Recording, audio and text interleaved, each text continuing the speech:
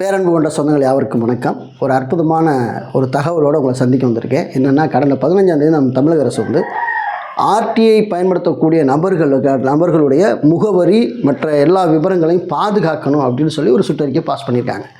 உண்மையில் இது வரவேற்கக்கூடிய ஒன்று. ஏன்னு கேட்டிங்கன்னா, நம்ம ஊராட்சி சம்மந்தமாகவோ அல்லது நகராட்சி, பேரூராட்சி இது சம்மந்தமாகவோ நம்ம ஆர்டிஐ அனுப்பும்போது நம்ம யார் ஆர்டிஐ போடுறோமோ அவங்களுடைய மனுவை அப்படியே ஃபோட்டோ எடுத்து பிஐஓ என்ன பண்ணிடுறாங்க அப்படின்னா, ஊராட்சி மன்ற தலைவர்களுக்கோ அல்லது கவுன்சிலர்களுக்கோ அரசியல்வாதிகளுக்கோ என்ன பண்ணிடுறாங்க அப்படின்னா, நம்ம மனுவை அப்படியே ஃபார்வர்ட் பண்ணிடுறாங்க. ஃபார்வர்ட் பண்ணோன்னு அது என்ன நடக்குது அப்படின்னா, இவன் தான் ஆர்டிஐ போட்டிருக்கான் அப்படிங்கிறத அவங்க தெரிஞ்சுக்கிட்டு நம்ம மேலே நிறைய வெஞ்சன்ஸ் அவங்க வச்சு என்ன பண்ணுறாங்கன்னா, நம்மளை அட்டாக் பண்ணுறது, தாக்குறது, நம்மளுக்கு விரோதமாக பல வேலைகள் செய்கிறது, அரசு சம்மந்தப்பட்ட ஸ்கீம்களை நம்மளை சார்ந்த சொந்தங்களுக்கு எதுவுமே கொடுக்காம நிராகரிக்கிறது, இப்படிப்பட்ட ஒரு செயல்கள் வந்து நடந்துடுச்சு. நம்ம பொது தகவலை கேட்கும்போது அவங்க நம்மளை இப்படி வெஞ்சன்ஸ் வச்சு என்ன செய்கிறாங்கன்னா, தாக்குற ஒரு சூழ்நிலை இருக்குது. இது பார்த்திங்கன்னா நிறைய இடங்கள் நடந்துச்சு. நம்ம நிறைய செய்திகளை பார்த்துருக்கலாம்.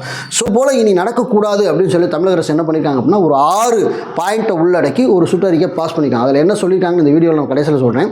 அதுக்கு முன்னாடி இந்த இந்த இந்த சுற்றறிக்கை உண்மையிலே நம்ம மதுரை மாநாடு ஆகஸ்ட் 10ஆம் தேதி நடத்தின இந்த மாநாடை முன்னிட்டு இதை நம்ம வலியுறுத்தின அடிப்படையில், ஏன்னா 20 வருஷமாக இந்த சட்டம் வந்து இதுவரைக்கும் சொல்லாத அரசு தற்போது சொல்லியிருக்காங்க. அப்படிங்கிற போது மதுரை மாநாட்டில் ஒரு 3000 ஆர்வலர்கள் கூடி இதுக்கான ஒரு அழுத்தத்தை நாங்கள் கொடுத்துருந்தோம் சொல்லும்போது, நம்ம அந்த பதிவுகளை நம்ம வெளியில் போடும்போது அதில் ஒரு சில பேர் உங்களுடைய மாநாட்டை பேஸ் பண்ணி தான் இந்த சுற்றறிக்கை விட்டாங்க இருக்குது, என்ன எவிடன்ஸு அப்படின்லாம் கேட்டாங்க. எவிடன்ஸை நம்ம சப்மிட் பண்ணிடலாம். என்னென்னு கேட்டிங்கன்னா, 3000 பேர் கலந்துட்டு இருந்தோம் இல்லையா, இந்த 3000 பேர் கலந்துட்டு இருந்த அந்த மாநாட்டில் நிறைய நிகழ்வுகள் பண்ணோம். அதில் குறிப்பாக 20 தீர்மானங்கள் வந்து ஏற்றணும். இந்த 20 தீர்மானங்கள் 6வது தீர்மானமாக ஒரு செய்தியை வந்து நாங்கள் சொல்லியிருந்தோம். அந்த 6வது தீர்மானம் என்ன அப்படின்னு நான் உங்களுக்கு சொல்கிறேன். இந்த 6வது தீர்மானத்தை மதுரை சேர்ந்த திரு ஞானசேகர் அவர்கள் தான் என்ன பண்ணாங்க, ஸ்டேஜில் வாய்ச்சாங்க. நிறைய பேர் என்ன பண்ணாங்க, இந்த தீர்மானத்தை வரவேற்று ஆர்டி ஆர்வலை வந்து கைதட்டினாங்க. ஸோ இப்போ நம்ம அந்த 6வது தீர்மானத்தை நான் வாச்சிட்டு அது எப்படி இம்ப்ளிமெண்ட் ஆச்சுங்கிறதை நான் சொல்லிடுறேன்.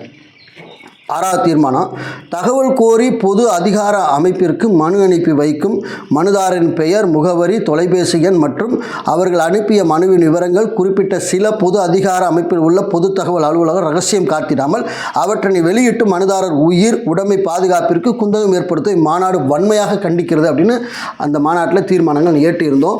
ஸோ இது வந்து மாநாட்டுக்கு நாங்கள் வெளியிட்ட சிறப்பிதழ், மாநாடு சிறப்பிதழ். இது காலங்காலமாக அழியாது, அவ்வளோ குவாலிட்டியோடு அதில் அடிச்சிருந்தோம். 3000க்கும் மேற்பட்ட நபர்கள் மதுரையில் கூடி ஒரு மிகப்பெரிய மாநாடே நடத்தினோம். ஸோ இதுவரைக்கும் எந்த இயக்கம் அப்படி நடத்திருக்காங்கன்னு தெரியல. ஆனால் ஆர்டி ஆர்வலர் இயக்கம் அந்த மாதிரி நடந்துச்சு. வந்து கலந்து கொண்ட நிறைய உறவுகளுக்கு அது மகிழ்ச்சியான ஒரு சூழ்நிலை இருந்துச்சு. ஓகே, இந்த தீர்மானத்தை எப்படி பேஸ் பண்ணி வெளியிட்டாங்க அப்படின்னு சொல்லுவீங்க அப்படின்னு நீங்கள் கேட்பீங்கன்னா, இந்த மாநாட்டுக்கு முக்கியமாக இந்த சட்டத்தை இயற்றிய நபர் திரு சுதர்சன் நாச்சி முன்னாள் அமைச்சர் வந்து கலந்து கொண்டு அவங்க காங்கிரஸ் கட்சியை சார்ந்தவங்க நம்ம எல்லாருக்கும் தெரியும். மேக்சிமம் அவங்க இப்போ வந்து டிஎம்கே அலையன்ஸில் இருக்காங்க. இப்போ இருக்க ஆளுங்கட்சியில் அலையன்ஸில் இருக்காங்க. நிச்சயமாக அவங்க நமக்கு சொன்ன வாக்குறுதி என்னென்னா, நிச்சயமாக இந்த தீர்மானத்தை எல்லாம் இப்போ இருக்கக்கூடிய அரசாங்க கவனத்திற்கு நாங்கள் கொண்டு போய் சேர்ப்போம் அப்படின்னு நமக்கு வாக்குறுதி கொடுத்துருந்தாங்க. ஸோ அதன் அடிப்படையில் அவங்க நிச்சயமாக அதை கொண்டு போய் சேர்த்த அடிப்படையில் என்ன இருக்குது அப்படின்னா, தற்போது வந்து ஒரு தீர்மானத்தை நிறைவேற்றி அரசாங்கம் என்ன பண்ணியிருக்காங்க அப்படின்னா வெளியிட்டிருக்கிறாங்க. உண்மையில் அது ரொம்ப மகிழ்ச்சிகரமான ஒரு விஷயம். திரு சுதர்சன் நாச்சியப்பன் அவர்களுக்கு நம்ம நன்றியை தெரிவிச்சுக்கிறோம். அதே போல் தற்போது இருக்கக்கூடிய அரசாங்கத்துக்கு நம்ம என்ன செஞ்சுக்கிறோம் அப்படின்னா நன்றியை தெரிவிச்சுக்கிறோம். தமிழ்நாடு ஆர்டி ஆர்வலர் சார்பாக நன்றியை தெரிவிச்சுக்கிறோம். இது ஏன் இதனால் என்ன பெனிஃபிட் அப்படின்னு கேட்டிங்கன்னா, இனி உங்களுடைய மனுக்கள் யாருக்காவது அரசியல்வாதிக்கோ மற்ற நபர்களுக்கோ அது போகுது, நம்மளுடைய முகவரி தெரியுது அப்படின்னா நம்ம இந்த சுற்றறிக்கை பேஸ் பண்ணி அரசுக்கிட்ட என்ன செய்யலாம்னா கம்ப்ளைண்ட் கொடுங்க. அந்த மாதிரி இந்த பிஐஓ என்னுடைய மனுவுடைய அந்த முகவரி ரகசியத்தை, கைபேசியெல்லாம் ரகசியத்தை காக்காமல் இந்த மாதிரி மனுவை வந்து அவுட் பண்ணியிருக்காரு, அதனால் இவர் மீது நடவடிக்கை எடுங்க சொன்னால் நிச்சயமாக அவர் மீது துறை நடவடிக்கை எடுக்கிறதுக்கான வாய்ப்புகள் இருக்குது. ஆகவே இந்த சுற்றறிக்கையில் என்ன சொல்லியிருக்காங்க அப்படிங்கிறது இந்த வீடியோவில் நான் முழுசாகவே சொல்லிடுறேன். இப்போ தான் நம்ம சேனலில் முதல்ல பார்க்குறீங்கன்னா மறக்காமல் சப்ஸ்கிரைப் பண்ணி சப்போர்ட் பண்ணுங்கள். இது போன்ற பதிவுகள் தொடர்ந்து வரணும் அப்படின்னு வச்சிங்கன்னா பெல் ஐக்கானை கிளிக் பண்ணி வச்சுங்க. அப்போ தான் நோட்டிஃபிகேஷனில் தகவல் உங்களுக்கு உடனே வந்து சேரும். இந்த பொது நல சேவைக்காக நிறைய விஷயங்கள் நம்ம தொடர்ந்து நம்ம சேனலில் பண்ணிக்கிட்டே இருக்கோம். இணைந்திருங்க. வாங்க வீடியோக்குள்ளே போகலாம்.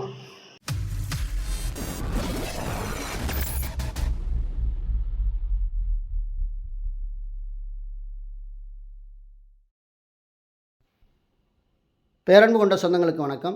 இதுதான் அந்த சுற்றறிக்கை. இந்த சுற்றறிக்கை யார் வெளியிட்டா, மனிதவள மேலாண்மைத்துறை தலைமைச் செயலகம் சென்னை 6,09,000 வெளியிட்டிருக்கிறாங்க. இது ஒரு கடிதம் தான். பட் ஆனால் இந்த கடிதத்தில் என்ன மேற்கோள் காட்டி சொல்லியிருக்காங்க அப்படின்னா, கீழே 6 பாயிண்ட் இருக்குது. நம்ம அதை பார்ப்போம். நாள் என்னைக்கு 15/11/2025 வெளியிட்டிருக்காங்க. அனுப்புனர் யார், டாக்டர் என் சுப்பையன் ஐஏஎஸ், அவங்க அரசு செயலாளர், அவங்க தான் அனுப்பியிருக்காங்க. பெறுநர் யார் அப்படின்னு கேட்டிங்கன்னா, தலைமைச் செயலக அனைத்து துறைகள் மற்றும் அனைத்து துறை தலைமையகங்கள் தொடர்புடைய தலைமைச் செயலக துறைகள் வழியாக அனைத்து மாவட்ட ஆட்சியர்களுக்கும் இது அனுப்பி வைக்கப்படுகிறது அப்படின்னு சொல்லியிருக்காங்க.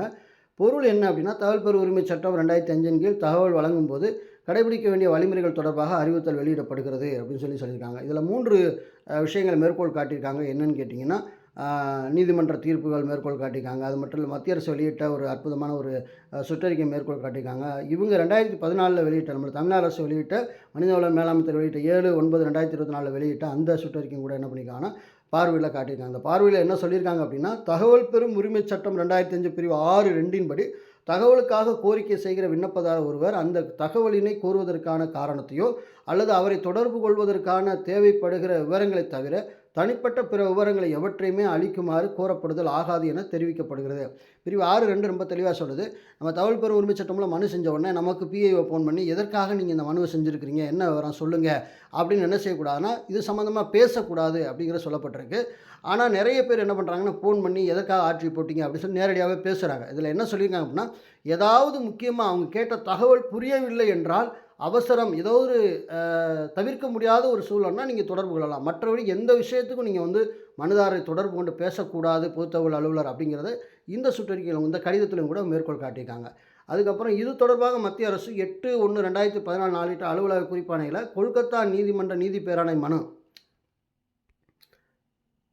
கொல்கத்தா நீதிமன்றம் வெளியிட்ட அந்த நீதி பேராணை மேற்கோள் காட்டி மத்திய அரசு என்ன பண்ணியிருக்காங்கன்னா, 20/11/2000 அன்று வழங்கப்பட்ட நீதி பேராணை வெளியிடப்பட்டுள்ள அரசாணை கடைபிடிக்க ஏதுவாக அனைத்து பொது அதிகார அமைப்பிற்கு அனுப்பி வைக்குமாறு கேட்டுக்கொள்ளப்பட்டதை தொடர்ந்து இந்த துறை 16/2/2014 நாளிட்ட கடிதத்தின் வாயிலாக அனைத்து துறைகளுக்கும் அனுப்பி வைக்கப்பட்டு அதன் பின்னர் 7/9/2024 கடிதத்தின் வாயிலாக மீண்டும் வந்து அறிவுறுத்தப்பட்டிருக்கிறது சொல்கிறாங்க 4.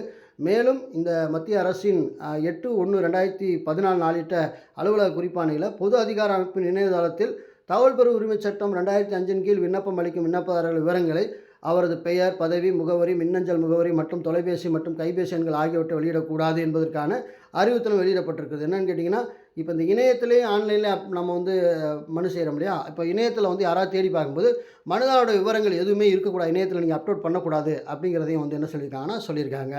மேற்காணும் சூழலில் தகவல் பெறும் உரிமை சட்டத்தின் கீழ் விண்ணப்பம் அளிக்கும் விண்ணப்பதாரர்கள் அடையாளங்கள் பொதுவெளியில் வெளியிடப்படுவதால் பல்வேறு புகார்கள் அரசுக்கு வரப்பெறுவதால் விண்ணப்பதாரர்கள் பெயர், பதவி, முகவரி, மின்னஞ்சல் முகவரி, தொலைபேசி எண் மற்றும் கைபேசி எண்கள் ஆகியவற்றை விவரங்களை வெளியிடக்கூடாது என வலியுறுத்தப்பட்டுள்ளது. மேற்குறிப்பிட்ட அறிவுறுத்தல்கள் தவறாது கடைபிடிக்குமாறும் விண்ணப்பதாரின் விவரங்களை தங்களது துறையின் இணையதளத்திலோ அல்லது வேறு வழிமுறைகளிலோ வெளியிடுவதை தவிர்க்குமாறு மீண்டும் வலியுறுத்தப்படுகிறது.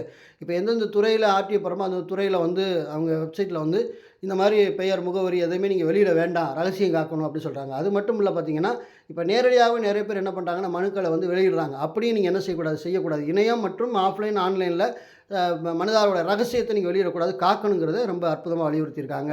மேலும் இப்பொருண்மை குறித்து அரசுக்கோ அல்லது தமிழ்நாடு தகவல் ஆணையத்திற்கோ மேற்கொண்டு புகார்கள் வராத வண்ணம் செய்யுமாறு அனைத்து பொது தகவல் அலுவலர்கள் மற்றும் முதல் மேல்மட்ட அலுவலர்கள் இதன் மூலம் மீண்டும் அறிவுறுத்தப்படுகிறது அப்படின்னு சொல்லியிருக்காங்க. பிஓக்கள் மூலம் அந்த மாதிரி ஃபோன் பண்ணி கேட்டாங்க, இந்த மாதிரி மேல்முறையீட்டு அலுவலர் வந்து ஃபோன் பண்ணி விசாரித்தார், இல்லை வந்து மிரட்டினார், இல்லை வந்து என்னோடய ஆர்டிஓ வந்து மற்றவங்களுக்கு சொல்லிட்டாங்க அப்படிங்கிற புகார்கள் தகவல் ஆணையத்துக்கோ அல்லது அரசுக்கோ வராத வண்ணம் பிஐஓக்களோ அல்லது மேல்முறையீட்டு அலுவலர்களோ அப்பீல் அத்தாரிட்டி அலுவலர்களோ நீங்கள் பார்த்துக்கொள்ள வேண்டும் அப்படிங்கிற ஒரு ஒரு ஒரு எச்சரிப்பையும் கூட அந்த கடிதத்தில் சொல்லியிருக்காங்க.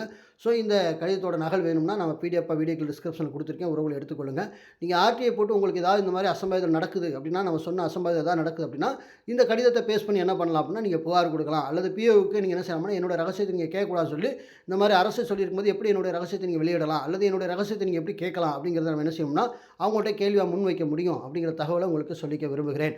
இந்த தகவல் உங்களுக்கு யூஸ்ஃபுல்லாக இருந்துச்சு அப்படின்னா மற்றவர்களை போய் சேரணுச்சுன்னா மறக்காம பயிருங்க. மீண்டும் நல்ல தகவலோடு வேறோடு சந்திக்கிறேன். நன்றி, வணக்கம்.